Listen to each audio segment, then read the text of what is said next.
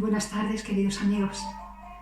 Vamos a ver hoy, con la ayuda del Espíritu Santo, una pequeña reflexión sobre la cultura del relativismo.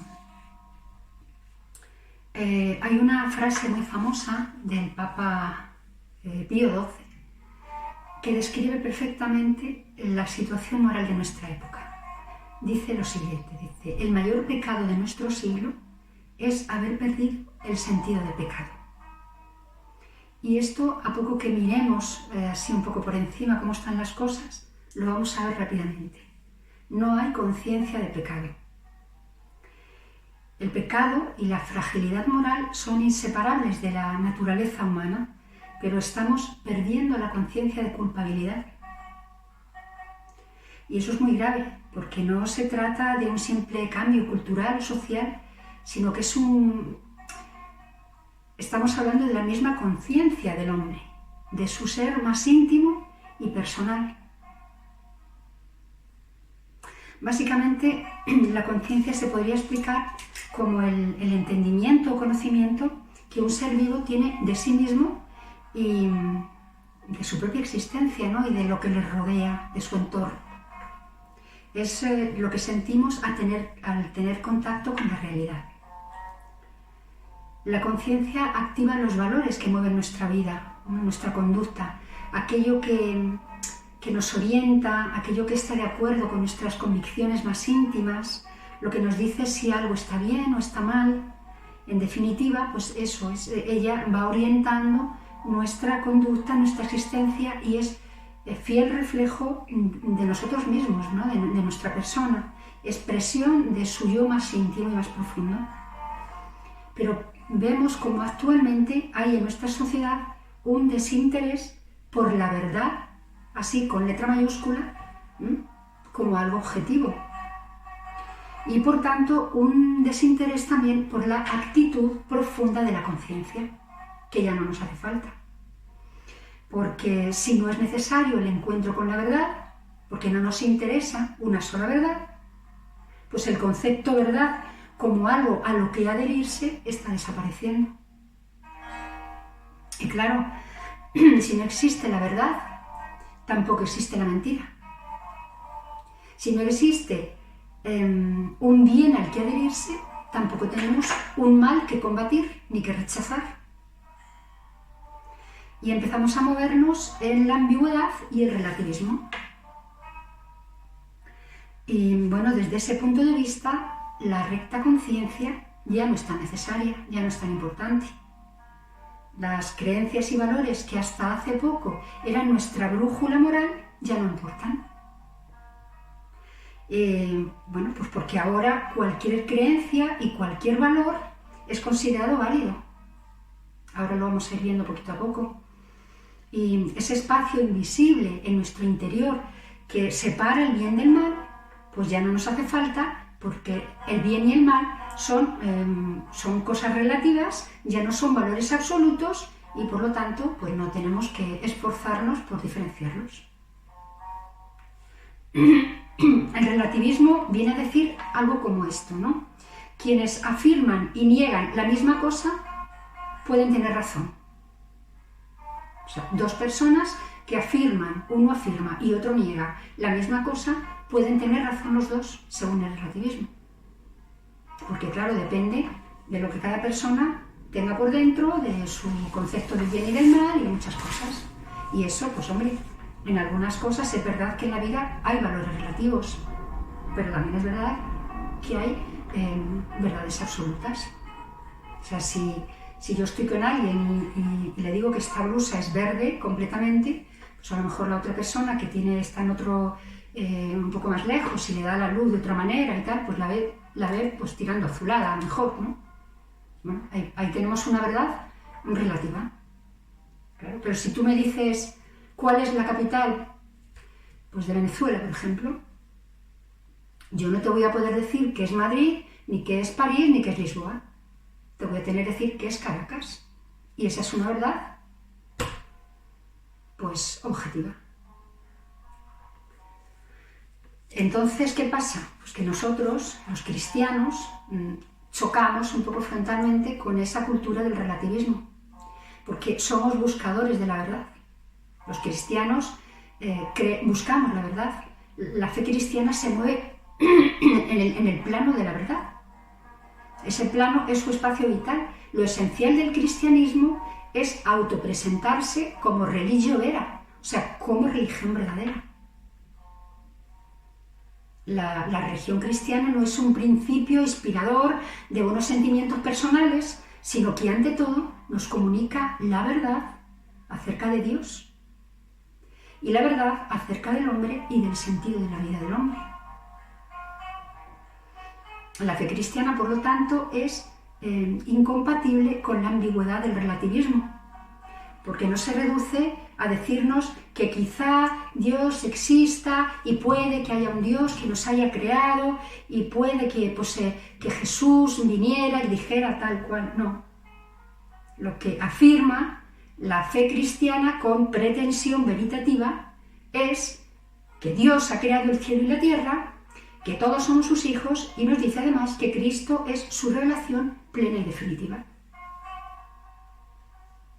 Y no entendemos el relativismo. Es decir, el cristiano es alguien que ha encontrado en Jesucristo la verdad.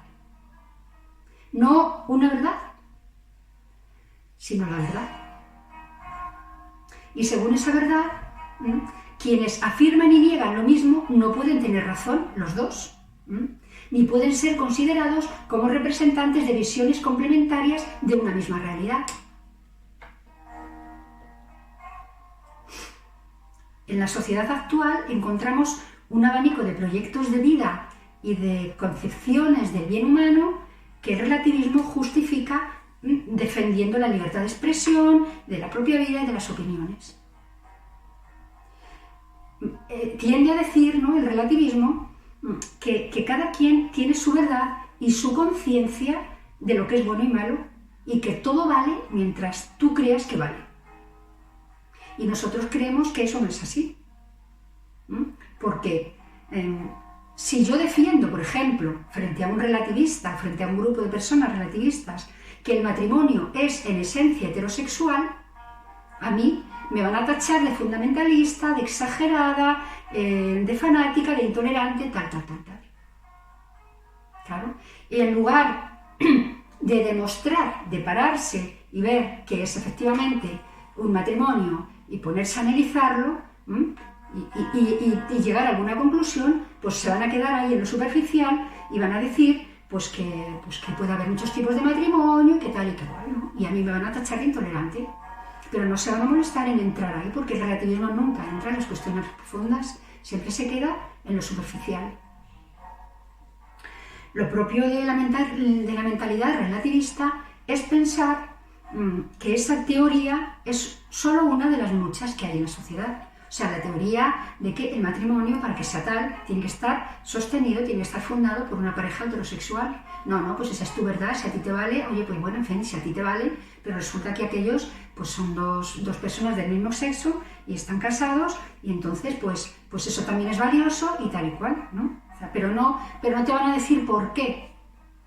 Los cristianos sí vamos a decir por qué creemos que el matrimonio debe estar basado en una relación heterosexual. Y vamos a alegar pues al nacimiento de los hijos, a la sexualidad, a muchas cosas, ¿no?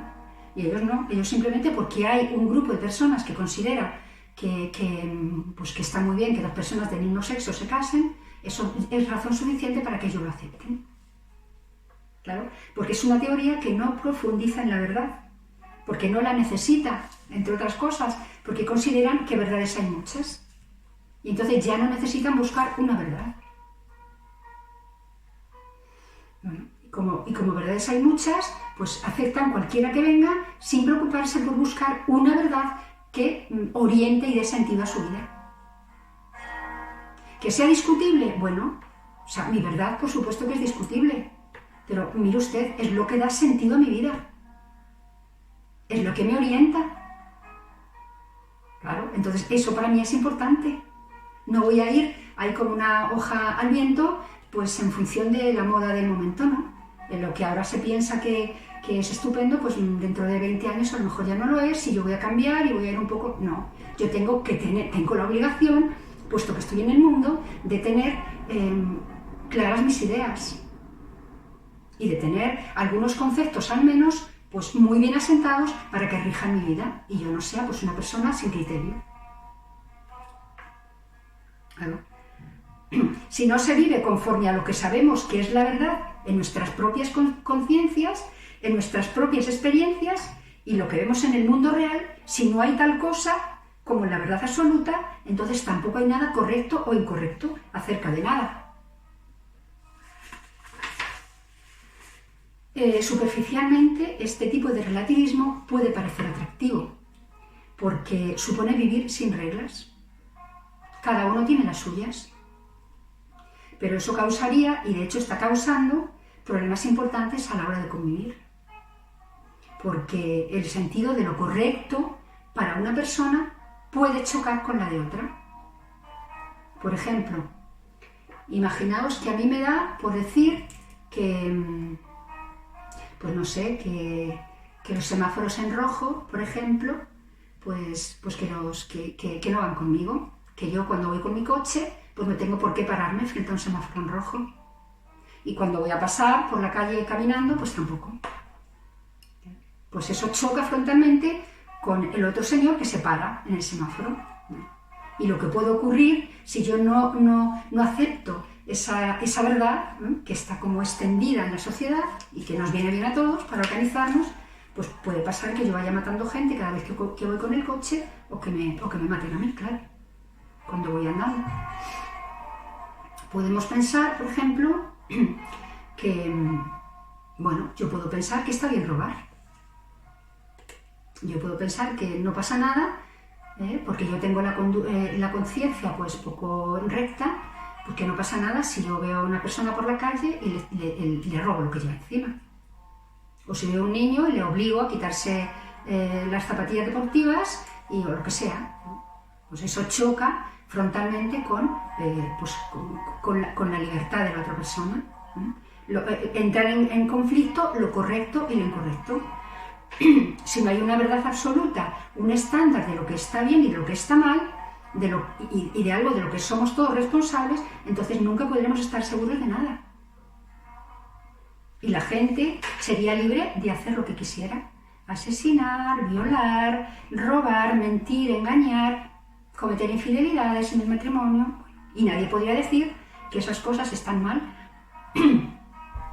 Y no podría haber ni gobierno, ni leyes, ni justicia, porque ni siquiera se podría decir que la mayoría de las personas tienen derecho a hacer cumplir las normas, porque son mayoría.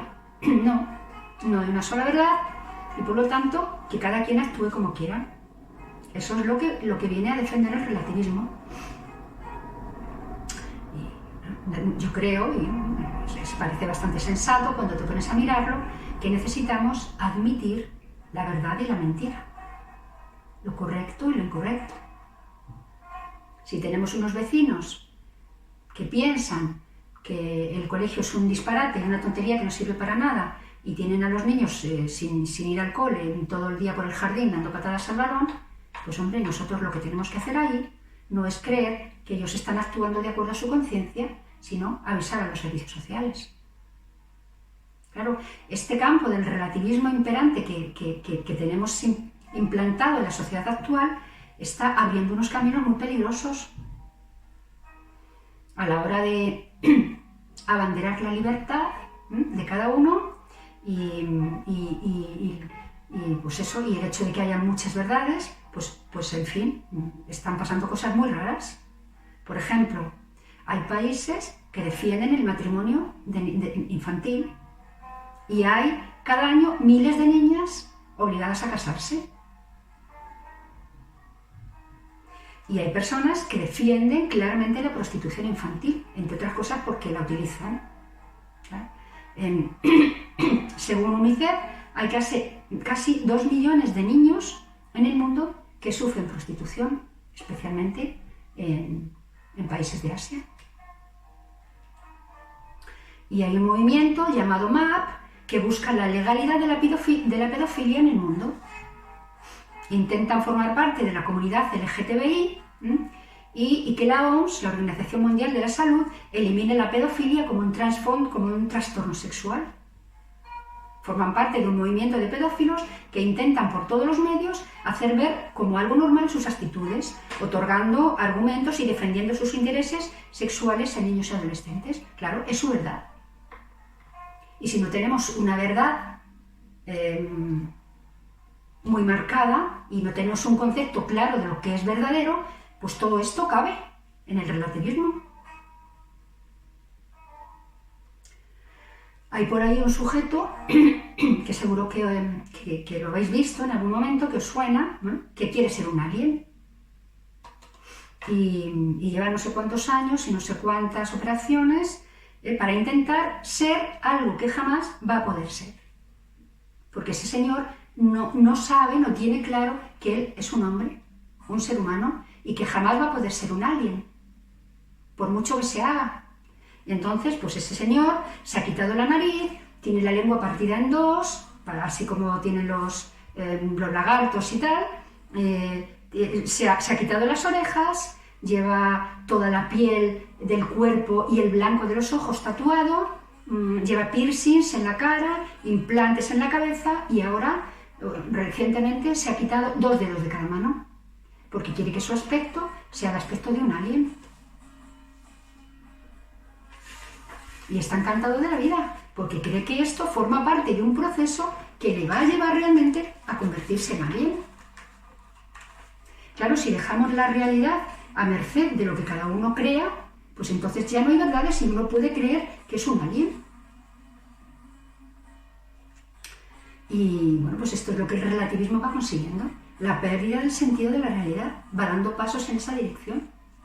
Primero empezamos con hombres que querían ser mujeres, y mujeres que querían ser hombres, y entonces pues había un proceso ahí durísimo de hormonarse, de operarse, de ponerse, de quitarse, de tal y cual, se vestían, y se hacían un poco la ilusión de que habían cambiado de sexo. No, mire usted si es un hombre, es un hombre. Y da igual que se quite los genitales, o que se vista de mujer, o que se ponga pecho, no. Su naturaleza es una naturaleza masculina. Y eso no lo va a cambiar nadie. Yo no me voy a meter con usted si se quiere pues disfrazar de mujer y hacerse a la idea de que es una mujer. Pero no me haga usted creer a mí que usted es una mujer, porque por ahí no voy a entrar. Claro, yo no tengo ni autoridad ni conocimiento para entrar en el corazón de las personas y juzgarlas. Por lo tanto, yo no voy a juzgar la homosexualidad, por ejemplo, pero, quiero decir, no voy a juzgar a un homosexual, pero puedo juzgar la homosexualidad.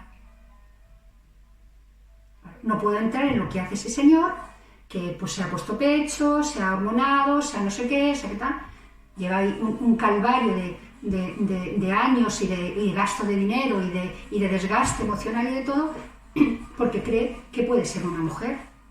Si cree que puede ser una mujer y es algo que desea, pues va a hacer todo lo que esté en su mano y va a vivir en una mentira. Pero claro, aquí entra el relativismo y dice, bueno, pues si a él le sirve, pues si es que si a él le sirve, pues que haga lo que quiera, ¿no? Bueno, pues que haga lo que quiera, pero yo tengo derecho a decir que no estoy de acuerdo y que ese señor no es una mujer, es un señor.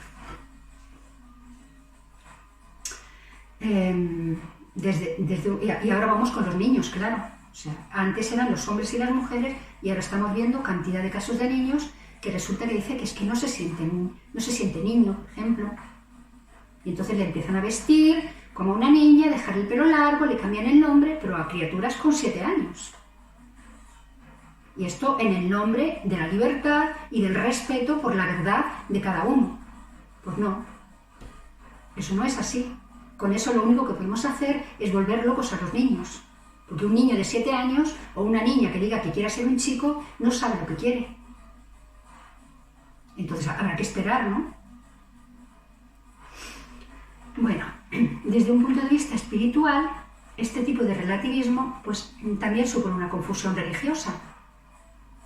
Porque si no hay una verdad absoluta que conocer, tampoco hay una religión verdadera ni ningún modo de tener una relación con Dios. Todas las religiones, por lo tanto, serían falsas, porque todas ellas declaran enseñar o creer firmemente en alguna verdad. O sea, los relativistas tampoco quieren cuentos con ninguna religión, porque claro, pues porque no hay verdades absolutas según ellos. Y lo curioso, lo llamativo, es que los relativistas defienden que dos religiones diametralmente opuestas sean las dos verdaderas. Entonces ahí no hay, si no hay verdad en ninguna de ellas, porque las dos o las tres defienden cosas muy rotundas y defienden una verdad, pues entonces, bueno, no podemos decir que las dos son igualmente verdaderas, sino que las dos o las tres son igualmente falsas. O sea que es que hay un lío con esto de relativismo tremendo. Y los cristianos creemos en lo que dice la Biblia, donde Jesús declara ser el camino, la verdad, no una, la verdad y la vida.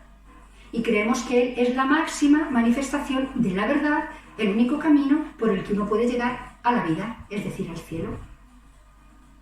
Entonces a mí viene un relativista y me escucha decir esto y me dice pues que será mi verdad, ¿no? Bueno, pues oye, si eso te sirve, pues estupendo, hay muchas verdades.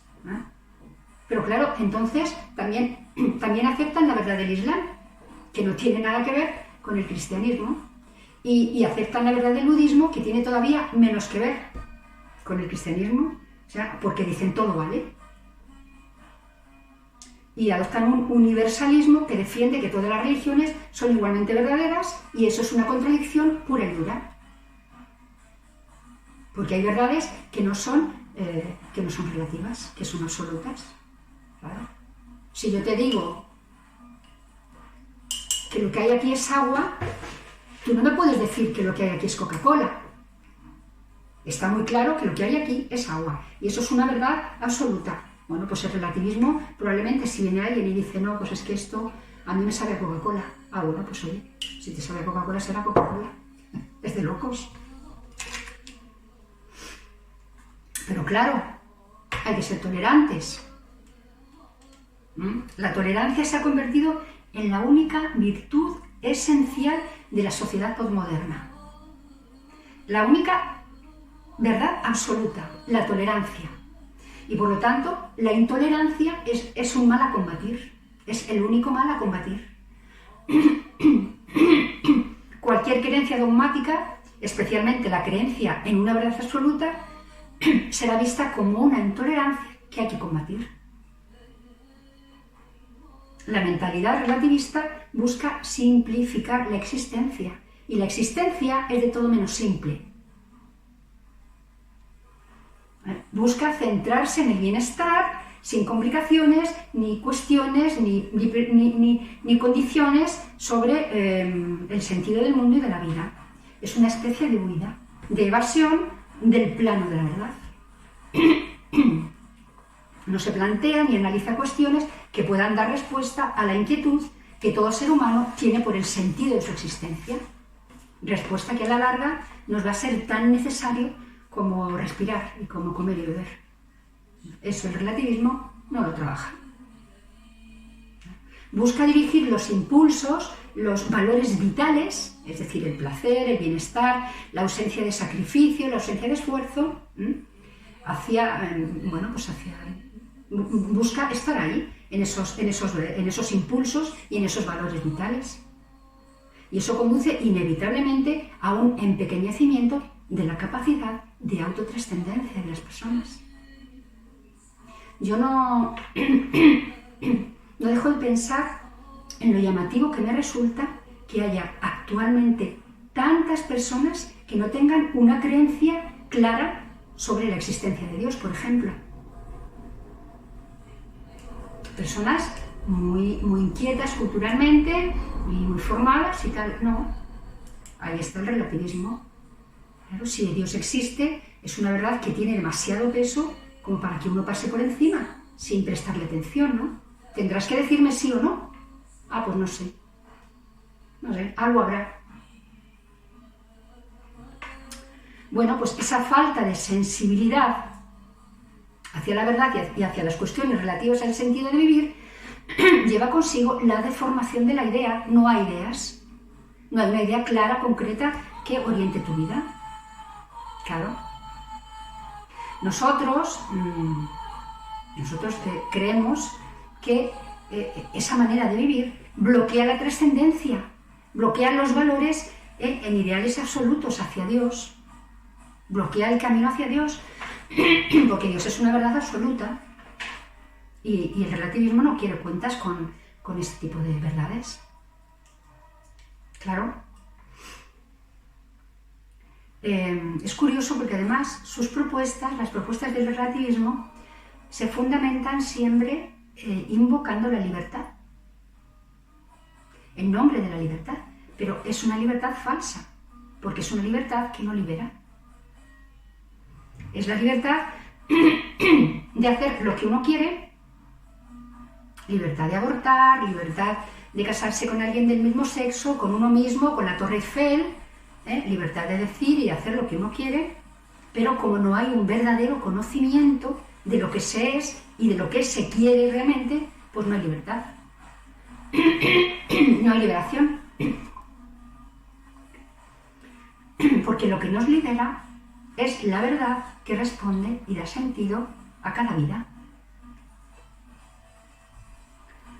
Claro, pues como os decía, todo esto choca frontalmente con la fe cristiana, que piensa que existe una verdad y que esa verdad puede ser alcanzada por el hombre con la ayuda de Dios. La fe cristiana piensa que se puede vivir en el amor, que puede ser y debe ser para siempre, que el matrimonio puede y debe ser para siempre, que la familia puede y debe ser reflejo del hogar de Nazaret, y cree, la fe cristiana, que la convivencia y la propia vida tienen límites que no se pueden superar. Y claro, el relativismo esto ni se lo plantea. La fe cristiana piensa que el hombre no es el centro del universo, que existe una inteligencia más alta que la humana, la del Creador, y que determina lo que son las cosas y los límites de nuestro poder de transformarlas, hasta dónde debemos llegar. El relativista piensa lo contrario. El relativista piensa que no hay un creador, ni se lo plantea si hay o no hay, es una verdad que no le inquieta mientras él pueda hacer lo que quiera, sin ningún tipo de freno, él y todos los demás, claro. Y a los cristianos no nos parece compatible, por ejemplo, la convicción de que Dios haya creado nuestra vida con el aborto. Porque Dios nos ha llamado a la vida y a dar la vida, no a quitarla. Si creemos que el hombre es desde siempre y para siempre, y creemos que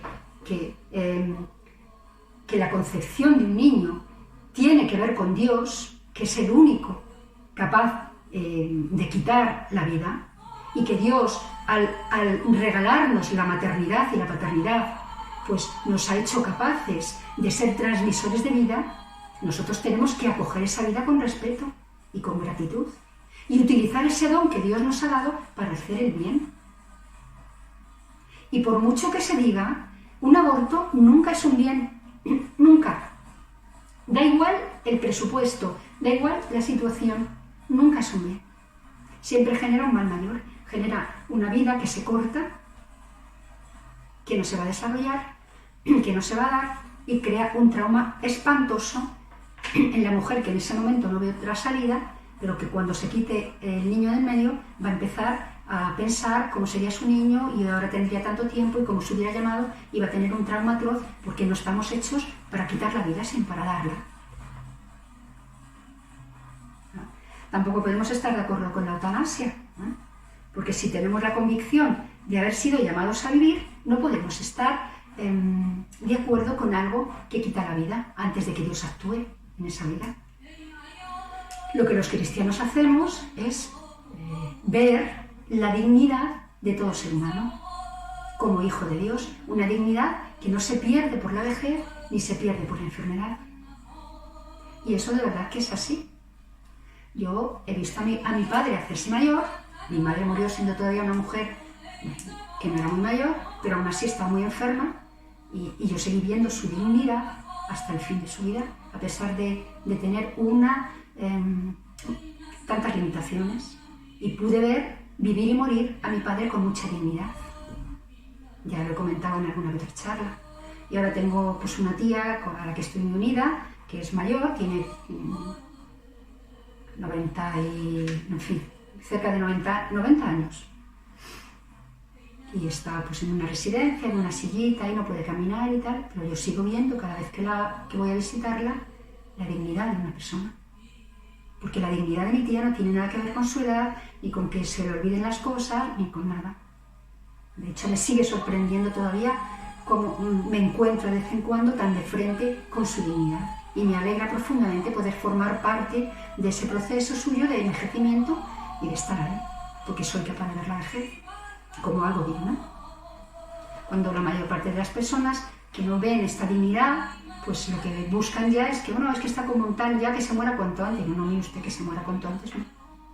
Se morirá cuando le llegue la hora, y mientras tanto es una persona digna, una persona que merece ser atendida, que merece ser amada, que merece ser cuidada, y su vida tiene mucho valor.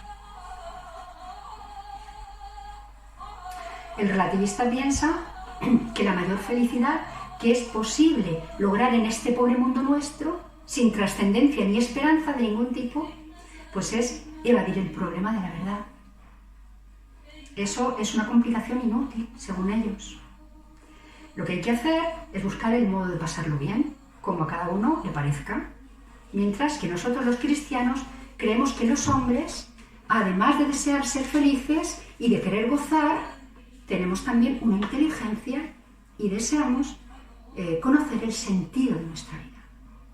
No nos basta con pasárnoslo muy bien, no, con disfrutar mucho la vida, con viajar mucho, con salir mucho. No, no nos basta. Claramente no nos basta.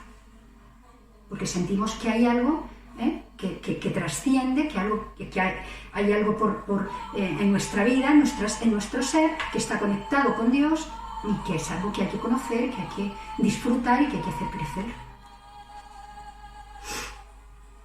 Entonces, todo lo que el relativismo propone no nos interesa a los cristianos. ¿Por qué? Porque no toca justamente aquello que nosotros consideramos más importante: la verdad. Y no es solo que no nos interese, sino que nos parece un auténtico disparate en muchos casos. Porque creemos que ninguna fuerza exterior puede apagar la conciencia moral del hombre. Que la necesidad de trascender está latente en cada ser humano. Que hay que levantar los ojos de la tierra, de lo material, de vez en cuando, y levantarlos al cielo a ver qué pasa por ahí arriba, a ver qué nos dice Dios. Y el relativismo ni busca trascendencia, ni levanta los ojos, ni nada de nada, porque no se plantea la existencia de Dios. No le interesa. Le da igual. Cuando se oscurece el sentido de Dios, ese punto de referencia interior que tenemos, pues oscurece también la idea del pecado. Y entonces empezamos a crear sociedades en las que nadie se siente culpable por nada. Y lo estamos viendo, ¿eh? Y a la vez en las que nadie se hace responsable de nada. Porque claro, si no hay pecado, no hay culpa. Y si no hay culpa que asumir, no hay responsabilidad tampoco que asumir. Vemos como los políticos mienten descaradamente y les sale gratis. Vemos cómo roban y les sale gratis. Vemos cómo los padres se divorcian, cómo los hijos sufren, pero también les sale gratis a los padres. Nadie les pide cuentas, la sociedad no les pide cuentas. Vamos, de hecho, o sea, lo curioso ahora mismo y lo llamativo es que un matrimonio se plantee en términos de acabar juntos la vida. Ya nadie se plantea, o casi nadie, salvo los cristianos, nadie se plantea el matrimonio así. Yo siempre digo que, bajo mi punto de vista, el 90 y mucho % de los matrimonios que se rompen no deberían romperse. No hay una razón importante para que se rompan. O sea, hay muy pocas personas que te digan que se han separado porque su pareja, su marido, su mujer, pues era una persona que les hacía muy desgraciados. Porque es una persona violenta, porque tiene una dependencia, porque es alcohólico, porque es drogadicto, porque me pega, porque no. No, es que ya se nos acabó el amor. El amor, claro que se acaba, el amor se acaba cuando no se cuida, como todo. Ahora, si tú tienes un trabajo y no lo cuidas, se acaba el trabajo, te lo puedo asegurar. Todo lo que no se cuida se deteriora, porque las cosas requieren ser cuidadas, requieren de nuestra colaboración. Y cuando además va uno ya al matrimonio pensando que pues esto durará mientras dure, mientras yo esté bien, pues claro, hay ya de entrada una convicción de que no hay que luchar, de que no hay que trabajárselo. Y cuando uno habla de lucha, por supuesto, yo no estoy hablando de resistir como Agustina de Aragón, malos tratos, no. Yo soy la primera que si hay un sufrimiento importante, pienso que eso hay que romperlo. Yo no estaría con un hombre que me hiciera una desgraciada, porque creo que mi vida es muy valiosa, que mi vida tiene dignidad, y que yo si permito que alguien me degrade con palabras, me degrade con actos, me degrade con violencia, estoy también de alguna manera permitiendo que degraden a Dios, porque yo para Dios soy valiosa, tengo dignidad, y la persona que esté conmigo tiene que permitir, tiene que ver y tiene que respetar y entender esa dignidad. O sea, yo no soy un juguete que pueda coger por ahí cualquier tarado, utilizarme y después dejarme tirada. No, mi vida vale mucho más que eso. Pero vemos cómo en la sociedad, pues esto no se plantea de esta manera. La gente no se casa para siempre, la gente no se compromete para siempre con casi nada, ni siquiera con los trabajos. Yo veo cantidad especialmente de gente joven, en mi trabajo, y lo veo en la sociedad, personas pues, que no asumen sus responsabilidades en el trabajo.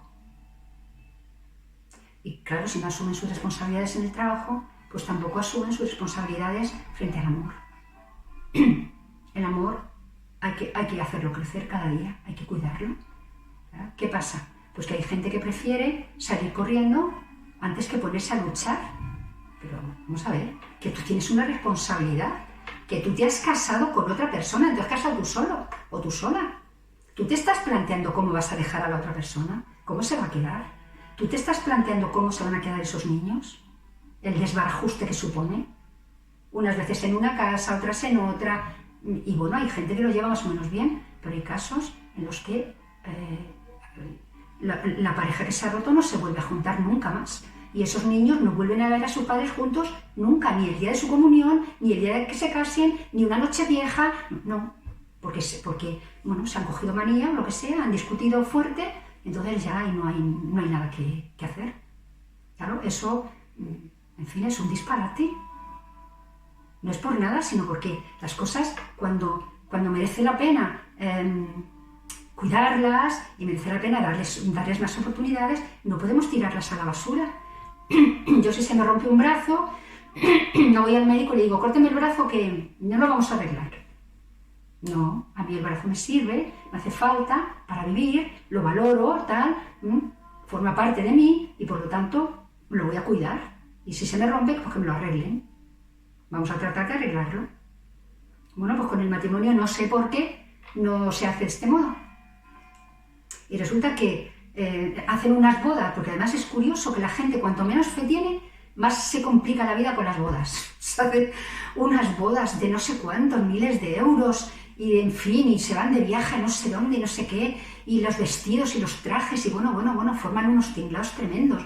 Nosotros los cristianos somos normalmente muy sencillos, porque sabemos que lo esencial no es todo eso, lo esencial es que hay un sacramento ahí que se nos va a ofrecer para sostener nuestro amor. Y vamos a acoger ese sacramento y lo demás no nos interesa. Mi hijo Eduardo, cuando se casó, les dijo a sus amigos que si no entraban a su boda, a la ceremonia religiosa, no se molestaran en ir después a compartir con ellos la comida. ¿No? Estamos celebrando un matrimonio religioso, un sacramento. Y si vosotros no vais a celebrar esto, no vais a vivir esto, luego no tenéis nada que celebrar. Bueno, en fin. Bueno, pues eso, que todo esto es aceptado por los relativistas sin hacer la más mínima objeción ni cuestionarse nada, solo porque hay personas que quieren vivir así.